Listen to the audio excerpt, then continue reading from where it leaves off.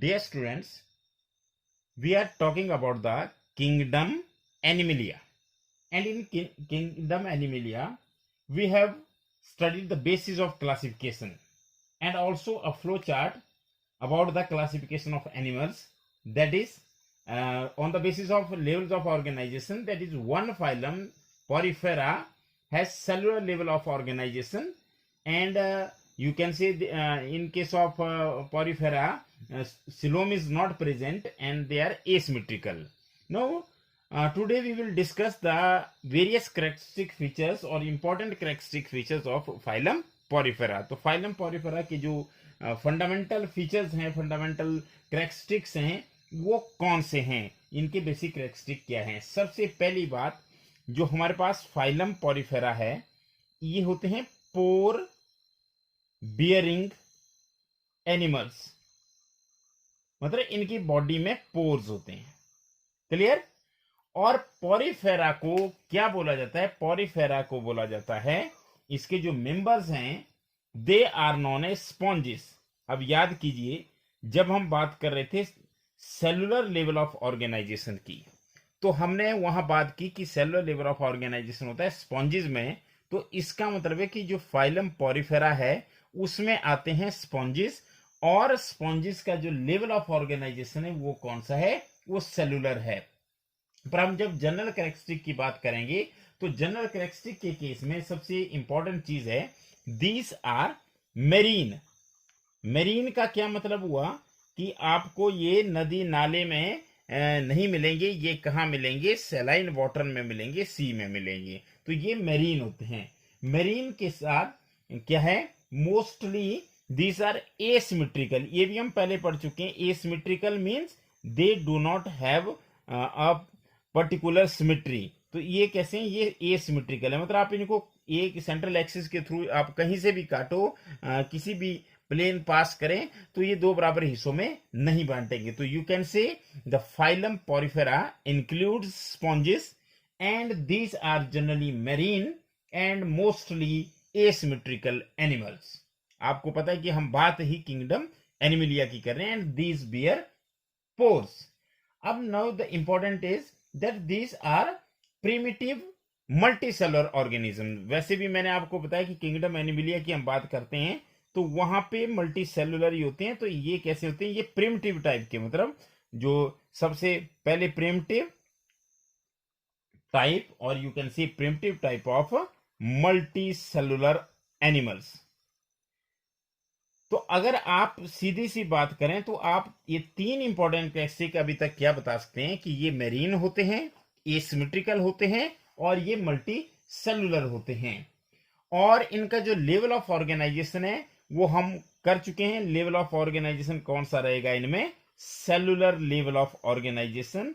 तो ये हम पहले, मतलब इनकी बॉडी जो होती है वो सेल्स की बनी होती है, लूज सेल्स की बनी होती है। तो they have cellular level of organisation. This is very important कि मतलब इनकी बॉडी में केवल सेल्स होते हैं, टिश्यूज नहीं होते। तो हम कह सकते हैं they have cellular level of organisation. अब इसके बाद अगर हम बात करें तो इनमें एक जो यूनिक फीचर है वो आपको कहीं नहीं मिलेगा। वो जो यूनिक सिस्टम है वो है एक वाटर ट्रांसपोर्ट सिस्टम, या they have canal system. This is very important. जब भी आप कभी बात करेंगे पॉरीफेरा की तो इनमें कैनाल सिस्टम होगा। तो canal system is present.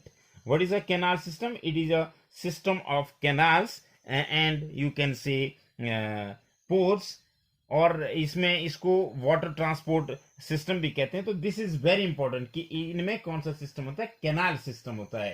Canal system basically क्या है? कैनाल सिस्टम में जैसे मैं आपको यहां पे बता रहा हूं कि ये है, सपोज करो एक कि ऐसे,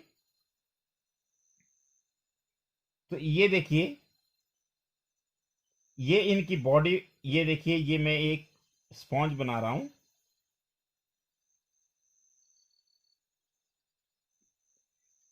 ये देखिए। तो आप देख सकते हैं कि इसमें क्या है? इसमें पोर्स हैं, ये देखिए, ये पोर्स है, और एक सेंट्रल कैनाल है, सेंट्रल कैविटी है, जिसको कहते हैं स्पॉन्जोसील। तो ये हम बाद में पढ़ेंगे। आप सीधी सी बात है कि इनके अंदर क्या होगी? एक कैनाल का सिस्टम है। जैसे अगर हम इसी को थोड़ा और मॉडिफाई करें तो ये देखिए, अब ये हमारे पास ये एक इनकरंट कैनाल बन गई, अंदर को कैनाल बन गई, और फिर ऐसे ये बाहर की तरफ कैनाल बन गई। तो इस तरह से जैसे ये कैनाल है और जो होल है उसको पोर कहते हैं। तो इनमें कौन सा सिस्टम होता है? इनमें होता है canal system, which is also called as water transport system. तो वाटर ट्रांसपोर्ट सिस्टम होता है, देखिए मैं फिर रिपीट कर रहा हूं, बार बार रिपीट कर रहा हूं, स्पॉन्जिस इन्हें कहते हैं, मेरीन ये होते हैं, ये सिमेट्रिकल होते हैं, मल्टीसेलुलर प्रिमिटिव मल्टीसेलुलर एनिमल्स होते हैं, they have cellular level of organisation and they have very unique feature that they possess canal system. और कैनाल क्या होगा? कैनाल सिस्टम में क्या होगा? जैसे वाटर है वो कहां से एंटर करेगा? माइन्यूट पोर से एंटर करेगा। ये देखिए, ये जो माइन्यूट पोर है इसको बोलते हैं ऑस्टियम, सिंगुलर ऑस्टियम, और प्लूरल इसको बोलते हैं ऑस्टिया। तो यहां से वाटर एंटर करेगा बॉडी वॉल के थ्रू, और जो सेंट्रल कैविटी है, देखिए बीच वाली कैविटी है, इसको क्या कहा जाता है? स्पोंजोसील।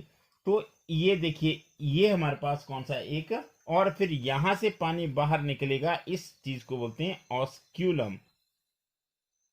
देखिए मैं एक बार फिर से डायग्राम बनाने जा रहा हूं कि बेसिकली कैनाल सिस्टम यहाँ पे कैसे होता है और क्या होता है कैनाल सिस्टम। देखिए एक बहुत ही simple type of canal system दिखा रहा हूं।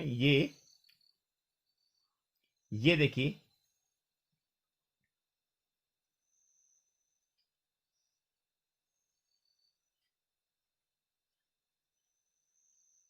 ये देखिए, अब इसमें हम केवल 3 चीजों को लेवल करेंगे। पानी की एंट्री कहां से होगी? पानी की एंट्री होगी इन पोर्स के थ्रू, ये देखिए, और इन पोर को बोला जाता है ऑस्टिया, क्योंकि एक से ज्यादा है तो इसलिए इनको ऑस्टिया बोला जाता है।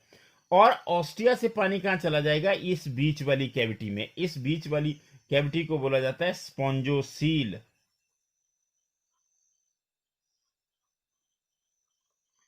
और यहां से पानी बाहर आएगा, इस चीज को बोलते हैं ऑस्क्यूलम।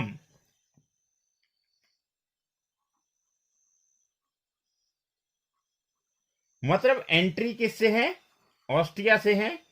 किसके अंदर होगी एंट्री? फिर आगे जाकर के स्पॉन्जोसील के अंदर होगी, और बाहर कहां से आएंगे? ऑस्क्यूलम से आएंगे। तो क्या कह सकते हैं आप? अगर आप इसको लिखना चाहे तो आप बोल सकते हैं कि वाटर एंटर्स, कहां से एंटर करेगा? थ्रू माइन्यूट पोर्स, और इन माइन्यूट पोर्स को क्या बोला जाता है? Ostia in the body wall. तो ये जो माइन्यूट पोर है ये कहां पे? ये बॉडी वॉल में है, और यहां से कहां चला जाएगा? Into the central cavity. उस सेंट्रल कैविटी को क्या कहते हैं? सेंट्रल कैविटी को कहते हैं spongocoel. Clear? Central cavity is known as spongocoel, from where it goes out through, किसके थ्रू जाएगा? ऑस्क्यूलम के थ्रू जाएगा। ये है इसका जो वाटर ट्रांसपोर्ट सिस्टम है। मतलब वाटर एंटर करेगा, डर्मल पोर्स या माइन्यूट पोर जो कि बॉडी वॉल पे होते हैं, उन्हें ऑस्टिया कहते हैं, और उनके थ्रू कहां एंटर कर जाएगा? स्पॉन्जो सील के अंदर एंटर कर जाएगा। अगर स्पॉन्जो सील से फिर जब बाहर आएगा तो किसके थ्रू बाहर आएगा? ऑस्क्यूलम के थ्रू आएगा। तो this pathway of the water is very helpful. अब क्यों हेल्पफुल है? देखिए, अब अगर हम बात करें इंपॉर्टेंस का, तो इसका क्या इंपॉर्टेंस है? जो ये हमारे पास कैनाल सिस्टम है या वाटर ट्रांसपोर्ट सिस्टम है, तो देखिए क्या क्या इंपॉर्टेंस है इसका। सबसे पहला importance, it is helpful in gathering food. तो ये फूड को गैदर करने में भी मदद करता है, and also in respiratory exchange. तो गैसेस एक्सचेंज भी इसी के थ्रू होता है। तो रेस्पिरेटरी एक्सचेंज। इसके अलावा वेस्ट जो रिमूवल होते हैं वो भी इसी के थ्रू होता है, वेस्ट का रिमूवल ऑफ वेस्ट मटेरियल या वेस्ट। क्लियर? तो देखिए, Porifera phylum. The members are called as sponges, and they have very unique system, that is water transport system, and this water transport system is called as canal system, in which the water enters from the ostia into the spongocoel, and then it comes out from the osculum, and it is helpful in gathering food. तो मतलब खाना भी इसी के through आता है, gases आती और जाती भी इसी के थ्रू है, और जो वेस्ट का रिमूवल होता है वो भी इसी के थ्रू होता है. अब इसमें जो स्पॉन्जोसील होती है उसमें स्पेशल सेल्स होते हैं, ये और भी इंपॉर्टेंट है. अब जो स्पेशल सेल्स होते हैं वो कौन से होते हैं? जो स्पेशल सेल्स होते हैं वो हमारे पास होते हैं कोहेनोसाइट्स. देखिए एक और टर्म आपके पास यहां पर आ रही है, कोहेनोसाइट्स. क्या होते हैं कोहेनोसाइट्स?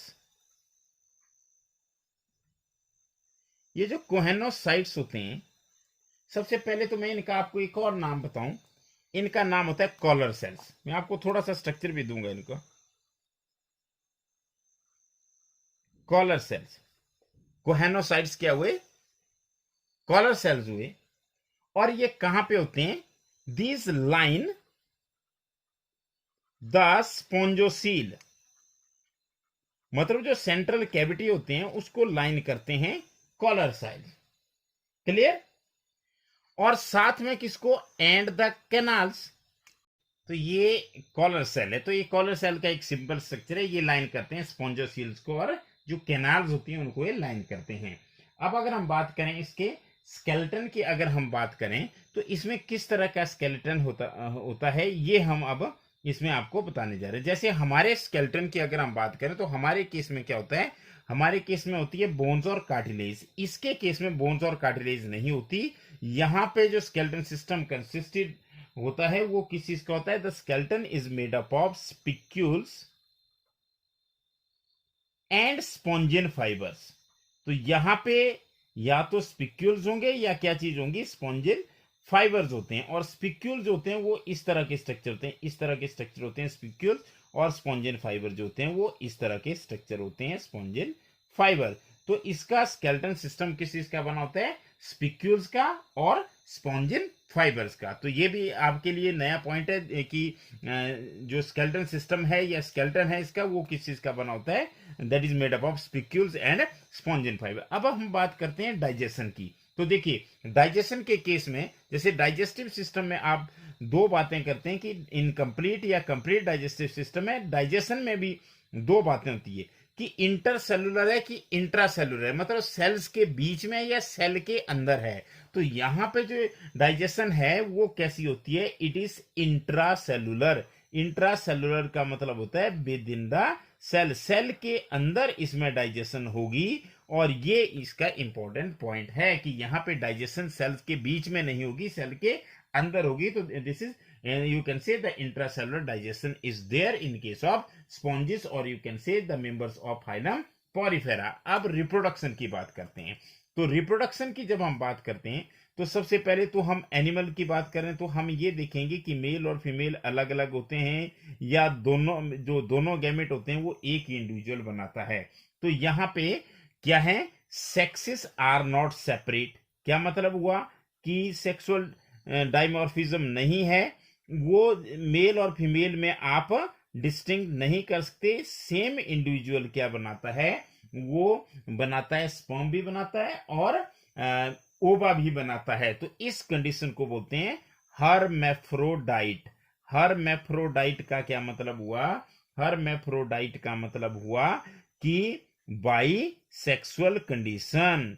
तो कौन सी कंडीशन है यहाँ पे? By sexual condition. What is by sexual condition? That is sperms and ova, और सिंपली आप eggs भी लिख सकते हैं. eggs are produced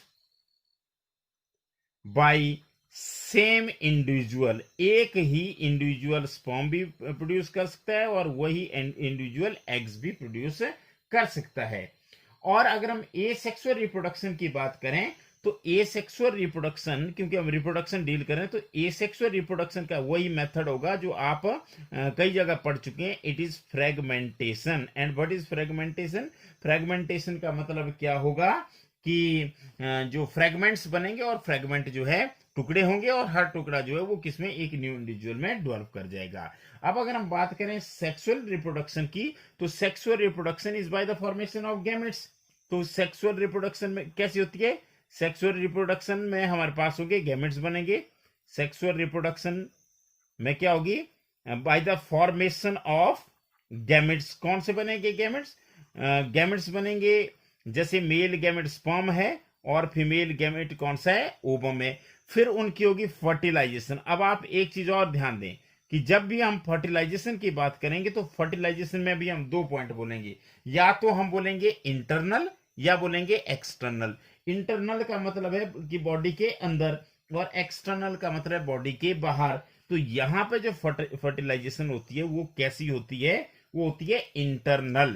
तो fertilisation is internal in case of, मतलब बॉडी के अंदर होती है फर्टिलाइजेशन।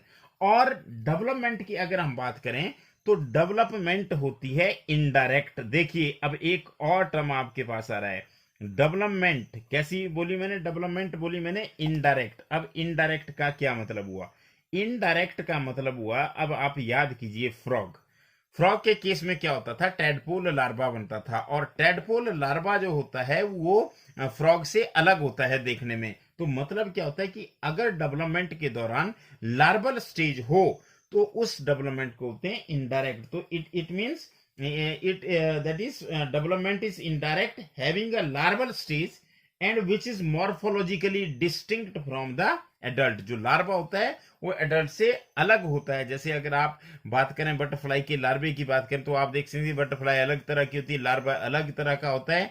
या मैंने आपको सबसे बेस्ट एग्जांपल बताया कि फ्रॉग के केस में जो टैडपोल होता है वो एक लार्वा होता है। तो आप जब फ्रॉग को देखें तो फ्रॉग की टेल नहीं होती, लेकिन अगर आप उसमें देखें तो उसमें टेल भी नजर आएगी और गिल्स भी नजर आते हैं। तो इस तरह से आप कह सकते हैं कि जो लार्वल स्टेज के थ्रू जो डेवलपमेंट होती है उस डेवलपमेंट को क्या बोला जाता है, that is called as indirect development. अब हम बात करते हैं इसके एग्जाम्पल्स की। तो अगर हम इसके एग्जाम्पल्स की बात करें तो एग्जाम्पल्स में इसमें सबसे पहले तो हमारे पास है साइकॉन, और साइकॉन के बाद है यूस्पोंजिया, देन स्पॉन्जिला। ये 3 इसके एग्जाम्पल है। मैं केवल एनसीईआरटी की बात कर रहा हूं क्योंकि सिलेबस एनसीईआरटी हम ज्यादा स्ट्रेस एनसीईआरटी पे दे रहे हैं। तो एनसीईआरटी में जो 3 एग्जाम्पल दिए गए हैं वो 3 एग्जाम्पल कौन कौन से हैं, वो है साइकॉन और यूस्पोंजिया एंड स्पॉन्जिला। जो साइकॉन है इसे स्काइफा कहते हैं, जो साइकॉन होता है इसे क्या कहते हैं, Scypha. Sycon is known as Scypha. और दूसरा अगर हम यूस्पोंजिया की बात करें तो यूस्पोंजिया को बोलते हैं बाथ स्पॉन्ज। देखिए यूस्पोंजिया बाथ स्पॉन्ज। और अगर हम बात करें स्पॉन्जिला की तो it is fresh water sponge. ये देखिए ये पॉरीफेरन्स है, एनसीईआरटी की बुक से मैं आपको एग्जांपल दिखा रहा हूं। सबसे पहले अगर हम बात करें तो ये साइकॉन है, साइकॉन का मतलब स्काइफा। और अगर इसे हम देखें तो इसे बाथ स्पॉन्ज कहते हैं। और जैसे मैंने आपको बताया कि बाथ स्पॉन्ज मीन्स यूस्पोंजिया, तो ये बाथ स्पॉन्ज है। और ये जो आपको नीचे दिखाई दे रहा है ये क्या है, ये है Spongilla. Spongilla is what, Spongilla is fresh water sponge. तो ये फ्रेश वाटर स्पॉन्ज है।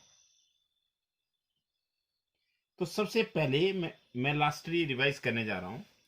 ये जो फाइलम पॉरीफेरा है इसमें पोर बियरिंग एनिमल्स आते हैं जिन्हें स्पॉन्जेस कहा जाता है। मोस्टली वो सी वाटर में होते हैं, सेलाइन वाटर में होते हैं, इसलिए वो मैरीन्स हैं। और बॉडी सिमेट्री की अगर हम बात करें तो उनकी बॉडी में कोई सिमेट्री नहीं होती, means they are asymmetrical and they are primitive type of multicellular animals. और लेवल ऑफ ऑर्गेनाइजेशन की जब हम बात करते हैं तो उनमें सेलुलर लेवल होते हैं। और एक इनका जो करेक्टरिस्टिक फीचर होता है, they have canal system. Canal system mean it is a water transport system जिसमें पानी जो है डर्मल ऑस्टिया के थ्रू स्पोंजोसील जो कि एक सेंट्रल कैविटी उसमें एंटर करता है और वहां से ऑस्क्यूलम के थ्रू बाहर आ जाता है। और पानी अपने साथ क्या क्या ले जाता है, ये एक तो आपको पता है कि it is helpful in gathering food, मतलब अगर आपसे पूछे कि कैनाल सिस्टम की क्या इंपॉर्टेंस है, तो एक तो फूड गैदरिंग में, दूसरा रेस्पिरेटरी एक्सचेंज में, मतलब गैसियस एक्सचेंज में, और तीसरा रिमूवल ऑफ वेस्ट में। आपको पता है कि इनमें स्पेशल सेल्स होते हैं जिन्हें कोहेनोसाइट्स कहते हैं, और ये कोहेनोसाइट्स लाइन करते हैं स्पॉन्जोसील को या कैनाल्स को। और अगर हम डाइजेशन की बात करें तो यहाँ पे जो डाइजेशन है वो इंट्रा सेलुलर है। इंट्रा सेलुलर का मतलब है विद इन सेल, सेल के अंदर है, सेल के बीच में नहीं है। और अगर बॉडी को हम बात करें तो वहां पे जो स्केलेटन है it is supported by spicules and spongin fibres. और आपको होता है कि ये हर्मेफ्रोडाइट होते हैं, मतलब बाई सेक्सुअल होते हैं, that is sexes are not separate, sperms and eggs are produced by the same individual. फिर उसके बाद क्या होगा, ये सेक्सुअल रिप्रोडक्शन की अगर हम बात करें तो फ्रेगमेंटेशन से होगी, और सेक्सुअल रिप्रोडक्शन की बात करें तो वो स्पर्म और एग्स के थ्रू होगी, मतलब गैमेट फॉर्मेशन के थ्रू होगी। फिर स्पर्म और एग जो है वो बॉडी के अंदर फ्यूज करेंगे, इसलिए जो फर्टिलाइजेशन होती है वो इंटरनल होती है। और लेकिन यहाँ डेवलपमेंट की अगर हम बात करें तो डेवलपमेंट यहाँ पे इनडायरेक्ट है। क्यों? क्योंकि जाइगोट से पहले कौन सी स्टेज आती है, एक लार्वल स्टेज आती है, उसके बाद फिर इंडिविजुअल बनता है। और जो लार्वा होता है वो एडल्ट से डिफरेंट होता है, या उसमें आप बोल सकते हैं वो मॉर्फोलॉजिकली डिस्टिंक्ट होता है। तो अगर लार्वल स्टेज के थ्रू डेवलपमेंट हो तो उसे क्या बोला जाता है, that is called as indirect development. तो मतलब यहाँ पे डेवलपमेंट indirect है, it occurs through a larval stage, that is it has a larval stage। तो अब हम नेक्स्ट वीडियो में बात करेंगे फाइलम सिलेंट्रेटा की, जिसे निडेरिया भी कहते हैं। Thank you very much.